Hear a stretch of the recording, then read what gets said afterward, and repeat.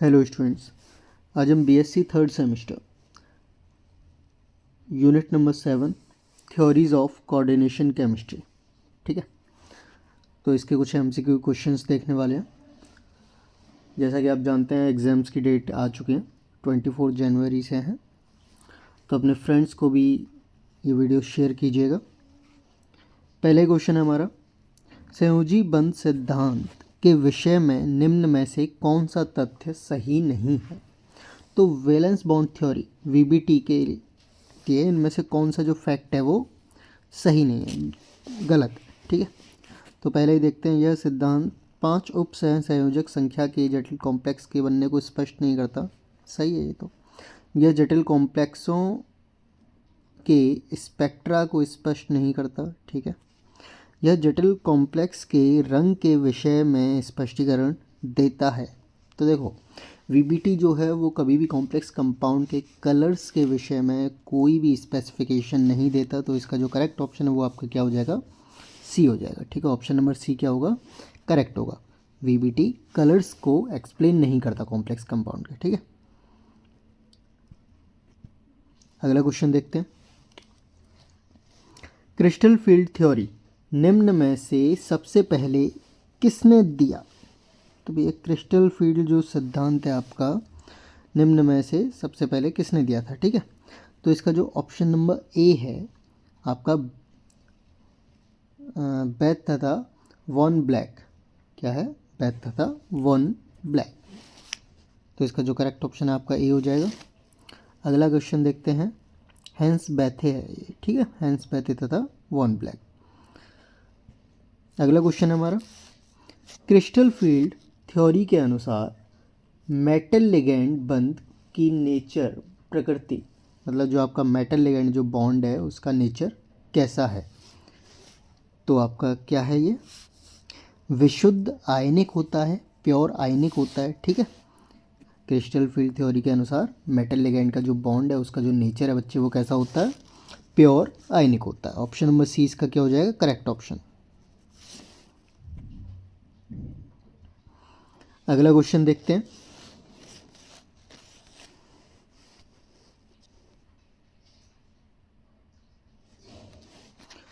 Crystal field theory के विषय में निम्न में से कौन सा तथ्य सही नहीं है। तो इनमें से कौन सा फैक्ट है जो कि क्रिस्टल फील्ड थ्योरी के लिए सही नहीं है, ठीक है।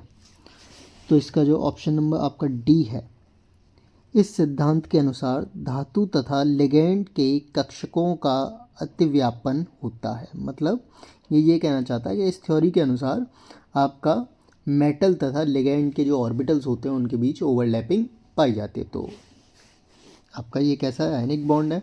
तो यहाँ पे कोई भी ओवरलैपिंग बच्चे नहीं पाई जाती, ठीक है। तो इसका जो करेक्ट ऑप्शन आपका हो जाएगा क्या होगा, ऑप्शन नंबर डी। अगला क्वेश्चन देखते हैं, किस कॉम्प्लेक्स कंपाउंड में केंद्रीय धातु आयन की उप सहसंयोजक संख्या 6 है, जटिल कॉम्प्लेक्स की ज्यामिति होगी। तो अगर किसी कॉम्प्लेक्स कंपाउंड में बच्चे आपका अगर कोऑर्डिनेशन नंबर अगर 6 है, 6 है, तो उस कॉम्प्लेक्स कंपाउंड की ज्योमेट्री क्या होगी, ठीक है। तो उसकी जो ज्योमेट्री है बच्चे वो क्या होगी, अष्टफलीय होगी, जो कि आपका क्या होता है, ऑक्टाहेड्रल कॉम्प्लेक्सेस। क्लियर है। कोऑर्डिनेशन नंबर अगर 6 होगा तो बच्चे वो क्या होगा, ऑक्टाहेड्रल कॉम्प्लेक्स होगा। वहीं अगर कोऑर्डिनेशन नंबर अगर 4 होगा तो वो आपका क्या होगा, टेट्राहेड्रल होगा या फिर स्क्वायर प्लेनर होगा। क्लियर है। चलिए अगला क्वेश्चन देखते हैं, अष्टफलकीय क्षेत्र में डी उपकोष विभक्त होता है। तो आपका जो ऑक्टाहेड्रल कॉम्प्लेक्स है उसमें जो डी ऑर्बिटल है वो किस तरीके से स्प्लिट होता है, ठीक है।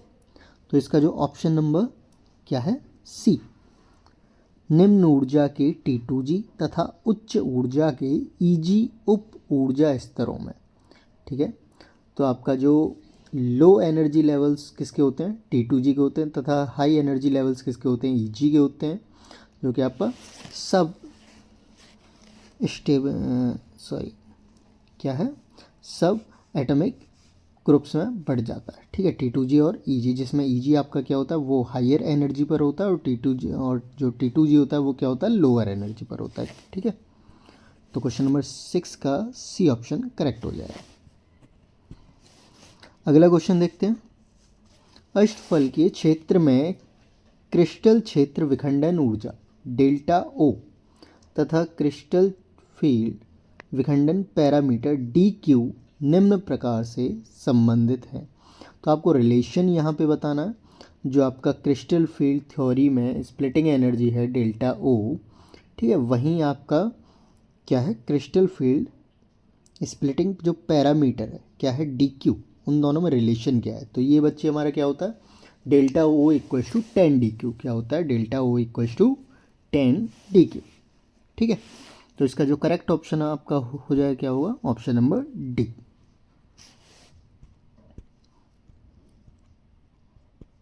अगला क्वेश्चन देखते हैं। निम्न में से कौन सा लिगैंड सबसे प्रबल है, मतलब इन सभी लिगैंड्स में से सबसे ज़्यादा स्ट्रॉन्गेस्ट जो लिगैंड है आपका वो कौन सा है। ठीक है, तो आपका जो CN नेगेटिव है बच्चे, आपके B अमीन और आपका C साइनाइड जो है, ये दोनों ही क्या है स्ट्रॉन्ग लिगैंड है। ठीक है, लेकिन जो सबसे ज़्यादा जो स्ट्रॉन्ग है बच्चे वो क्या है CN नेगेटिव है। तो ऑप्शन नंबर सी इसका क्या हो जाएगा करेक्ट ऑप्शन हो जाएगा। क्लियर है, ऑप्शन नंबर सी।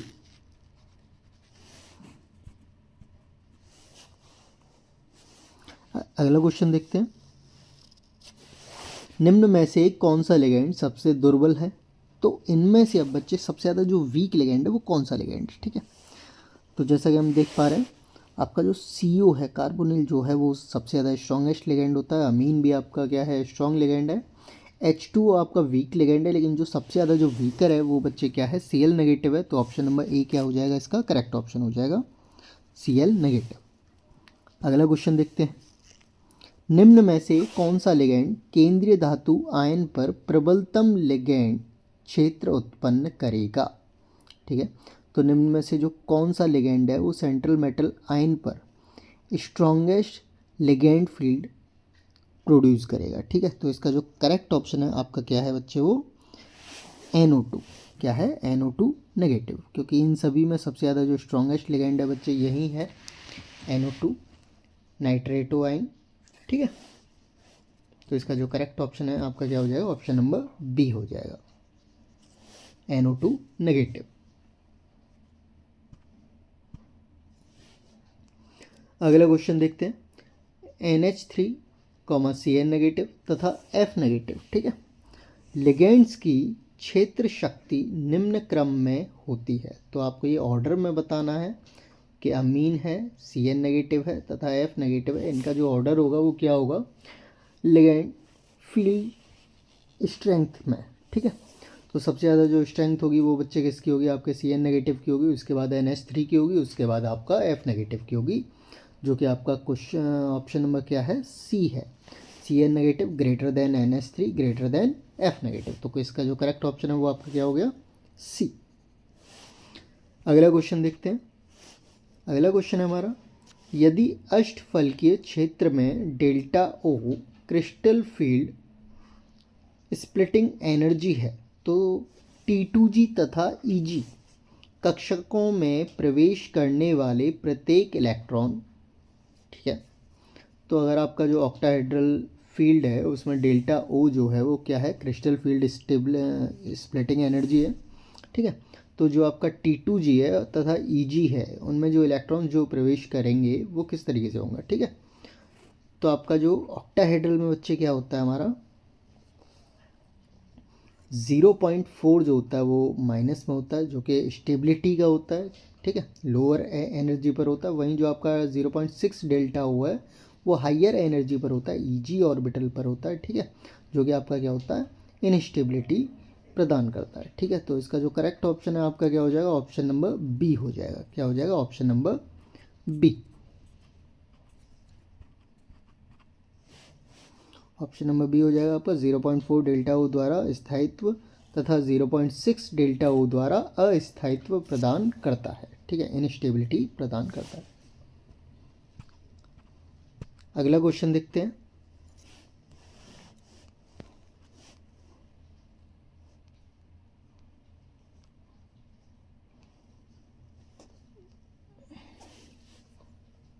यदि crystal field splitting energy delta O का मान युग्म ऊर्जा P से अधिक है तो प्राप्त जटिल यौगिक होगा। तो जो आपका क्रिस्टल फील्ड जो स्प्लिटिंग एनर्जी है डेल्टा ओ, अगर उसकी वैल्यू जो है वो पेयरिंग एनर्जी से ज़्यादा होगी तो जो हमें कॉम्प्लेक्स कंपाउंड जो मिलेगा वो कैसा होगा। तो सिंपल सी बात है, अगर आपका डेल्टा ओ की वैल्यू अगर P से अगर ज़्यादा होती है, पेयरिंग इलेक्ट्रॉन जो है आपका उससे अगर ज़्यादा होती है, तो आपका जो कॉम्प्लेक्स कंपाउंड है वो बच्चे कैसा होगा, लो स्पिन पर होगा। कैसा होगा, लो स्पिन होगा, क्योंकि सारे के सारे इलेक्ट्रॉन जो हैं बच्चे वो पेयर हो जाएंगे। पेयर होने की वजह से आपके अनपेयर्ड इलेक्ट्रॉन जो है वो उसमें कम आएंगे। ठीक है, तो इसका क्या होगा, निम्न चक्र, ऑप्शन नंबर बी। अगला क्वेश्चन देखते हैं।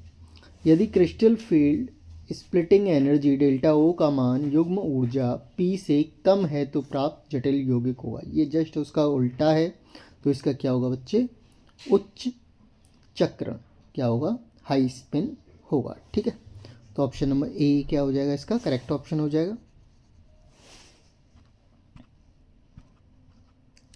अगला क्वेश्चन देखते हैं।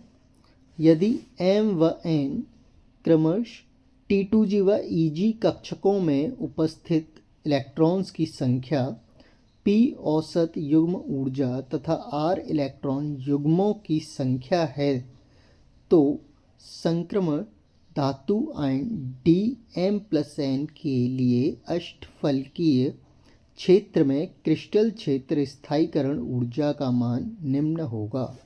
बेसिकली ये आपसे क्रिस्टल फील्ड स्टेबलाइजेशन एनर्जी का फॉर्मूला पूछ रहा है बच्चे। ठीक है, जिसमें आपका जो m है वो आपका क्या है, T2G ऑर्बिटल्स की में इलेक्ट्रॉन्स की संख्या है, वहीं जो n है आपका EG ऑर्बिटल्स में इलेक्ट्रॉन की संख्या होती है। ठीक है, और जो आपका p है बच्चे वो क्या होता है, एवरेज क्या होता है, पेयरिंग एनर्जी होती है इलेक्ट्रॉन्स की, वहीं जो आपका r है वो इलेक्ट्रॉन युग्म की संख्या होती है, मतलब जितने आपके इलेक्ट्रॉन पेयर्स होते हैं उसकी संख्या होती है। ठीक है, r। तो इसका जो क्रिस्टल फील्ड स्टेबलाइजेशन एनर्जी का जो फॉर्मूला होगा वो क्या होगा। ठीक है, तो ऑक्टाहेड्रल कॉम्प्लेक्सेस के लिए बच्चे ये क्या होता है, जैसा कि आपको पता है स्टेबिलिटी के लिए -0.4 होता है। ठीक है, और m आपका इलेक्ट्रॉन्स की संख्या है T2G में, तो इसका जो करेक्ट ऑप्शन है वो आपका क्या हो जाएगा, ऑप्शन नंबर सी हो जाएगा। ठीक है, option number C. -0.4 multiply by m number of T2G electrons plus 0.6 multiply by number of electrons in EG, बाहर आपका डेल्टा O जिसकी बच्चे वैल्यू क्या होती है 10 DQ होती है, प्लस आपका RP। R हमारा क्या है, नंबर ऑफ पेयर इलेक्ट्रॉन्स है जितने वहाँ पर आपको मिलेंगे। क्लियर है, तो ऑप्शन नंबर सी क्या हो जाएगा, इसका करेक्ट ऑप्शन हो जाएगा। अगला क्वेश्चन देखते हैं। दुर्बल अष्टफलकीय लिगैंड क्षेत्र में D7 इलेक्ट्रॉनिक विन्यास की क्रिस्टल फील्ड स्थायीकरण ऊर्जा इलेक्ट्रॉन युग्म ऊर्जा को छोड़कर मान निम्न है। तो आपको इलेक्ट्रॉन पेयरिंग एनर्जी नहीं निकालनी है बच्चे, यहाँ से सिर्फ आपको क्या निकालना है, इसके अलावा जो भी वैल्यू आएगी आपको DQ में वो बतानी है। ठीक है, लेकिन DQ में नहीं है, यहाँ पे सिर्फ डेल्टा O में इसने पूछा है। देख लेते हैं, लेट सपोज करके चलते हैं D7 दिया है इसने इलेक्ट्रॉनिक कॉन्फ़िगरेशन, जहाँ पे इसने मेंशन किया है क्या, दुर्बल है, मतलब आपका जो लिगेंड्स हैं वो कैसे हैं बच्चे, वीकर हैं। तो यहाँ पे कोई भी पेयरिंग नहीं होगी। तो सपोज करते हैं हमारा ये है हमारा T2G ऑर्बिटल, 7 इलेक्ट्रॉन्स हैं, सब में पहले सिंगल सिंगल जाएगा। ठीक है, बाकी आपका EG में 2 गए, 2 जाने के बाद बच्चे 5 ये हो गए, 7 इलेक्ट्रॉन्स हैं, तो 2 आपके किस में आ गए, यहाँ पे आ गए T2G में। ठीक है, तो आपका नंबर ऑफ इलेक्ट्रॉन्स की संख्या बच्चे कितने हो गई T2G में, 5 हो गई, 3 और 2 5। ठीक है, तो आपका 0.4 माइनस के, ठीक है, माइनस के 0.4 multiply by number of electrons in T2G बच्चे 5, और आपका plus 0.6 multiply by number of electrons in EG बच्चे कितने हो गए, 2 हो गए, बाहर आपका डेल्टा O। ठीक है, तो क्या आ जाएगा 5 4 20, तो 2.0 माइनस के वहीं आपका 1.2, ठीक है, 6 इंटू 2 क्या हो जाएगा 1.2, तो प्लस के 1.2, दोनों को अगर सॉल्व किया जाए बच्चे तो हमारा क्या आएगा माइनस के 0.8 डेल्टा ओ। इस तरीके से हम crystal field stabilization energy calculate करते हैं बच्चे। अभी यहाँ पे अगर आरपी को अगर और लिया जाए तो हमारा पेयर कितने हैं इलेक्ट्रॉन्स के, 2 हैं, तो ये क्या आ जाएगा बच्चे 2p आ जाएगा। और जो हमारा डेल्टा ओ है, अगर इसे मैं फर्दर सॉल्व करूँ तो ये मेरा क्या हो जाएगा बच्चे 8dq हो जाएगा, क्योंकि आपका डेल्टा ओ की जो वैल्यू होती है बच्चे वो कितनी होती है 10dq होती है, ठीक है। तो 0.8 मल्टीप्लाई बाई 10 क्या हो जाएगा 8 हो जाएगा, और माइनस का माइनस आ जाएगा, तो माइनस के 8dq प्लस 2p। ये हमारा फाइनल, इस तरीके से हम crystal field stabilization energy find करते हैं, ठीक है। लेकिन इसने हमसे पेयरिंग एनर्जी को छोड़कर पूछा है, तो आपका जो फाइनल आंसर है वो कितना होगा माइनस के 8dq, या फिर आप माइनस के 0.8 डेल्टा ओ। क्लियर है। चलिए तो देखते हैं इसका कहाँ है, माइनस के 0.8 डेल्टा ओ, ऑप्शन नंबर सी। जैसा कि आपने अभी अभी क्वेश्चन में क्रिस्टल फील्ड स्टेबलाइजेशन एनर्जी निकालना सीखा, इसी तरीके से बच्चे बाकी के क्वेश्चंस में भी सॉल्व होगी। क्लियर है। अगला क्वेश्चन देखते हैं। CrH2O6 2 पॉजिटिव जटिल आयन की क्रिस्टल फील्ड स्थायीकरण ऊर्जा इलेक्ट्रॉन युग्म ऊर्जा को छोड़कर, अगेन सेम क्वेश्चन किया है बच्चे इसने। क्या कह रहा है ये कि क्रिस्टल फील्ड स्टेबलाइजेशन एनर्जी निकालनी है हमें पेयरिंग इलेक्ट्रॉन्स एनर्जी को छोड़कर, तो आपका ये क्या आ जाएगा। अगेन देखो क्रोमियम है, क्रोमियम बच्चे हमारा क्या होता है, इसका जो एटॉमिक नंबर है वो क्या है 24 है, और इलेक्ट्रॉनिक कॉन्फ़िगरेशन क्या होती है 4s1 3d5, क्या होती है 4s1 3d5। H2O बच्चे हमारा क्या है न्यूट्रल लिगेंड है, ठीक है।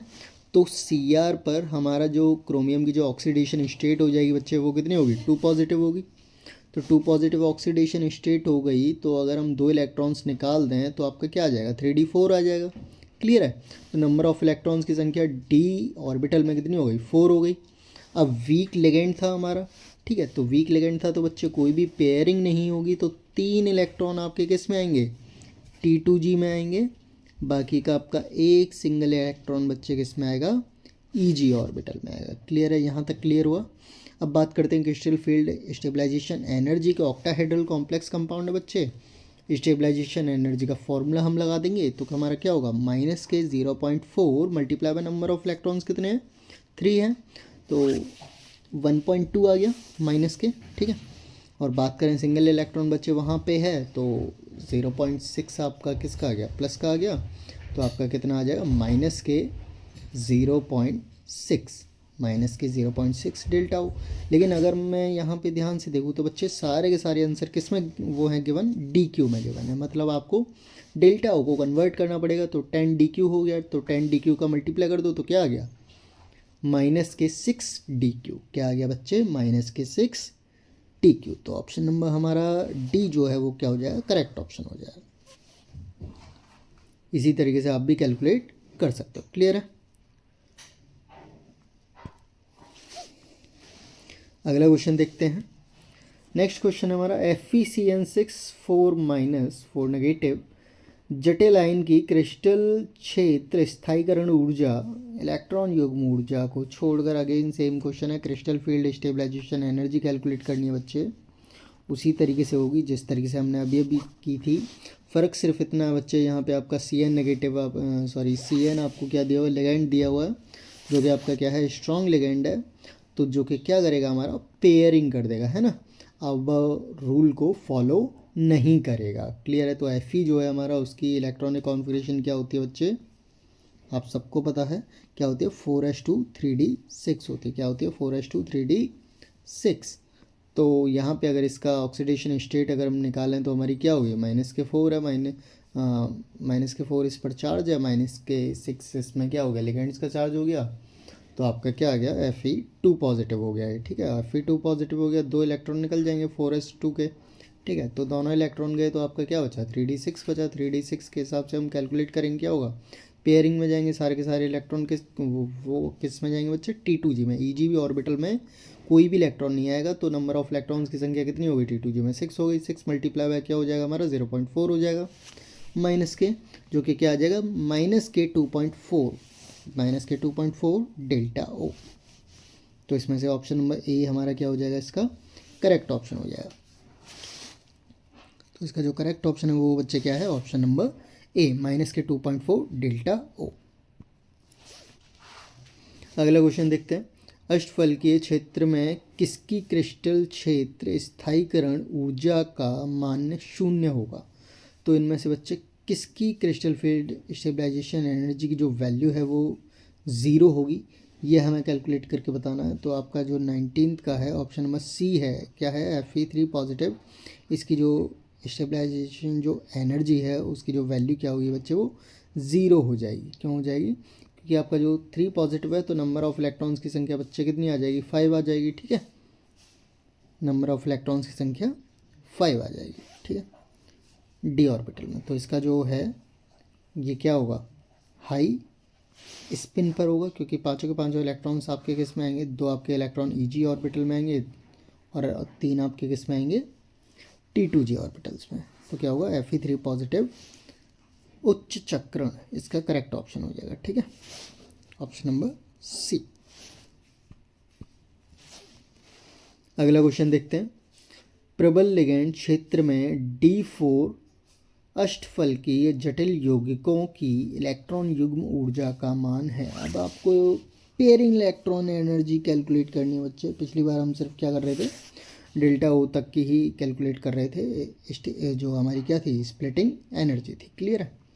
तो यहाँ पे आपको D4 के लिए पता करना कह रहा है, और आपका प्रबल लिगैंड है, क्या है, स्ट्रॉन्ग लिगैंड है बच्चे। तो नंबर ऑफ इलेक्ट्रॉन्स की संख्या कितनी है, 4 है। तो 4 इलेक्ट्रॉन्स अगर मैं पेयरिंग में डाल दूंगा तो यहाँ पे 3 इलेक्ट्रॉन पहले सिंगल सिंगल जाएंगे T2g के ऑर्बिटल में, बाकी बचा 1 इलेक्ट्रॉन, वो भी आपका T2g में आ जाएगा। तो नंबर ऑफ इलेक्ट्रॉन पेयर कितने हो गए आपके, 1 हो गया। तो हमारे आर की वैल्यू क्या हो गई भाई, फॉर्मूला हमारा क्या है बच्चे, RP होता है। क्या होता है, RP। तो हमारा आर क्या होता है यहाँ पे, number of pair of electrons. ठीक है, तो आर की वैल्यू कितनी आई है, 1 आई है। तो 1 मल्टीप्लाई बाय P करेंगे तो बच्चे आंसर क्या आ जाएगा हमारा, P आ जाएगा ओनली। तो इसका ऑप्शन नंबर ए जो है वो क्या हो जाएगा, करेक्ट ऑप्शन हो जाएगा। क्लियर है, आगे बढ़ते हैं अगले क्वेश्चन की ओर। FeCN6 3 नेगेटिव जटिल आयन की इलेक्ट्रॉन युग्म ऊर्जा का मान क्या है। अगेन बच्चे यहाँ पे इलेक्ट्रॉन पेयरिंग एनर्जी की बात कर रहा है। ठीक है, तो सबसे पहले देख लेते हैं यहाँ पे हमारा Fe की जो ऑक्सीडेशन स्टेट है वो क्या है, 3 पॉजिटिव आ जाएगी बच्चे।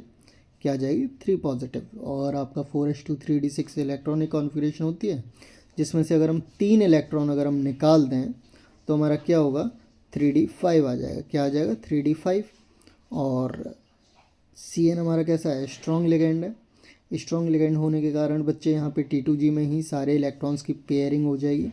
तो नंबर ऑफ इलेक्ट्रॉन्स 5 हो गए। 5 अगर मैं डाल दूँ T2g ऑर्बिटल में तो एक अनपेयर्ड बचेगा सब ऑर्बिटल, बाकी के दोनों किस में आ जाएंगे, पेयरिंग में आ जाएंगे। तो यहाँ पे पेयरिंग में कितने वो आएंगे, 2 आएंगे। तो 2 मल्टीप्लाई बाय P, जैसा कि RP हमारा होता है, R की वैल्यू कितनी हो गई, 2 हो गई। तो आंसर हमारा क्या आ जाएगा, 2P आ जाएगा। क्या आ जाएगा, 2P, जो कि हमारा ऑप्शन नंबर बी है। Clear, option number B. अगला क्वेश्चन देखते हैं, NiH2O6 2 पॉजिटिव जटिल आयन की इलेक्ट्रॉन युग्म ऊर्जा का मान क्या है। अब यहाँ पे क्या है बच्चे, हमारा H2O लिगेंड दिया हुआ है, जो कि हमारा कैसा लिगेंड है, वीकर लिगेंड है। निकल दिया हुआ है। ठीक है, निकल का जो एटॉमिक नंबर होता है बच्चे वो कितना होता है, 28 होता है। क्लियर है, तो इसकी जो इलेक्ट्रॉनिक कॉन्फ़िगरेशन क्या होगी, 4s2 3d8 हो जाएगी। क्या होगी, 4s2 3d8। और ऑक्सीडेशन स्टेट बच्चे कितनी आ गई हमारी, निकल की 2 पॉजिटिव आ जाएगी, क्योंकि H2 हमारा क्या है, न्यूट्रल लिगेंड है, कोई भी चार्ज नहीं होता। तो आपका Ni2 पॉजिटिव हो गया 4s2, तो दोनों इलेक्ट्रॉन गए, आपका क्या बचा, 3d8 बचा। H2O कैसा लिगेंड है, वीकर लिगेंड है। तो बच्चे यहाँ पे कोई भी पेयरिंग नहीं होगी। तो पहले 5 इलेक्ट्रॉन आपके, 3 आपके T2g में जाएंगे, 2 आपके Eg में जाएंगे। बच्चे कुछ आपके 3 इलेक्ट्रॉन्स बच्चे किस में जाएंगे, T2g ऑर्बिटल में पेयरिंग में हो जाएंगे। तो आपके नंबर ऑफ पेयर इलेक्ट्रॉन्स की संख्या बच्चे कितनी आ गई आपके 3 आ गए, ठीक है, क्योंकि T2G में 6 इलेक्ट्रॉन हो गए, बाकी आपके 2 किस में हो जाएंगे EG ऑर्बिटल में। तो इसका जो करेक्ट ऑप्शन है हमारा क्या हो जाएगा 3P हो जाएगा, क्योंकि R की वैल्यू हमारी क्या है 3 आ गई, ठीक है। तो आपका इसका क्या हो गया करेक्ट ऑप्शन C 3P। अगला क्वेश्चन देखते हैं बच्चे हमारा क्या है। प्रबल लिगैंड क्षेत्र में D6 अष्टफल की जटिल यौगिकों की इलेक्ट्रॉन युग्म ऊर्जा का मान क्या होगा। तो अब D6 इलेक्ट्रॉनिक कॉन्फ़िगरेशन में बात कर रहा है, स्ट्रॉन्ग लिगैंड है, प्रबल लिगैंड की प्रेजेंस में पूछ रहा है, ठीक है। ये बात हमेशा ध्यान रखना बच्चे, प्रबल लिगैंड और दुर्बल लिगैंड, ठीक है, इन पर खास करके ध्यान देना, वरना आपका आंसर गलत हो जाएगा। याद रखना जब भी आपका स्ट्रॉन्गेस्ट लिगैंड पाया जाएगा तो आपका इलेक्ट्रॉन जो है बच्चे वो अफवाह रूल को फॉलो नहीं करेंगे, पेयरिंग में हो जाएंगे सारे के सारे, पहले पेयर बनेंगे उसके बाद बच्चे वो EG ऑर्बिटल में जाएंगे, ठीक है। अगर आपका वीक लिगैंड होगा तो वो पहले सब में एक एक फिल होगा, चाहे वो EG ऑर्बिटल हो चाहे वो T2G हो, सब में एक एक जाएगा, फिर वापस से T2G से फिलिंग स्टार्ट कर देगा, पेयरिंग शुरू कर देगा। क्लियर है। तो आपका प्रबल लिगैंड दिया हुआ है, D6 इलेक्ट्रॉन कॉन्फ़िगरेशन दिया हुआ है, तो 6 के 6 इलेक्ट्रॉन आपके बच्चे किस में चले जाएंगे T2G में चले जाएंगे, EG ऑर्बिटल में आपके क्या आएंगे 0 इलेक्ट्रॉन्स आएंगे, जिस वजह से आपके नंबर ऑफ पेयर इलेक्ट्रॉन्स की संख्या बच्चे कितनी आ गई 3 आ गई। तो आंसर आपका क्या हो गया 3P हो गया। इसका भी जो करेक्ट ऑप्शन है वो आपका क्या हो जाएगा ऑप्शन नंबर C हो जाएगा, ठीक है 3P। 24th क्वेश्चन है बच्चे, किसी जटिल यौगिक में केंद्रीय धातु आयन की उप सहसंयोजक संख्या 4 है तो जटिल यौगिक की ज्यामिति निश्चित रूप से होगी। तो अगर कॉम्प्लेक्स कंपाउंड में सेंट्रल मेटल आयन की कोऑर्डिनेशन नंबर अगर 4 है तो कॉम्प्लेक्स कंपाउंड की ज्योमेट्री क्या होगी, ठीक है। तो अगर आपका कोऑर्डिनेशन नंबर 4 होता है बच्चे तो वो टेट्राहेड्रल भी पॉसिबल होता है और साथ ही स्क्वायर प्लेनर भी पॉसिबल होता है। तो यहाँ पे ऑप्शन नंबर ए में सिर्फ आपको क्या दिया हुआ है टेट्राहेड्रल दिया हुआ है, वहीं आपको ऑप्शन बी में ऑक्टाहेड्रल दिया हुआ है, तो ये तो बच्चे पॉसिबल हो ही नहीं सकता क्योंकि कोऑर्डिनेशन नंबर 4 है। सी आपका क्या है स्क्वायर प्लेनर है, तो दोनों के दोनों ही आपके सही हैं, ठीक है, लेकिन दोनों ही अलग अलग दिए हुए हैं। लेकिन ऑप्शन नंबर डी में बच्चे दोनों ही साथ में दिया हुआ है टेट्राहेड्रल व आपका क्या है स्क्वायर प्लेनर। तो आपका जो करेक्ट ऑप्शन हमारा क्या हो जाएगा 24 का डी हो जाएगा, चतुष्फलकीय या समतल वर्गाकार। क्लियर है। तो ऑप्शन नंबर डी इसका बच्चे क्या हो जाएगा हमारा करेक्ट ऑप्शन हो जाएगा। टेट्राहेड्रल व स्क्वायर प्लेनर बच्चे दोनों में से कोई भी ज्योमेट्री हो सकती है। क्लियर है। आज के लिए इतना ही। अपने बाकी के दोस्तों को ये वीडियो ज़रूर शेयर कीजिएगा, एग्ज़ाम पास आ रहे हैं, ठीक है। और ज़्यादा से ज़्यादा वीडियो को शेयर करो, चैनल को सब्सक्राइब करो, ऐसी ही वीडियो हम आपके लिए और लाते रहेंगे। धन्यवाद।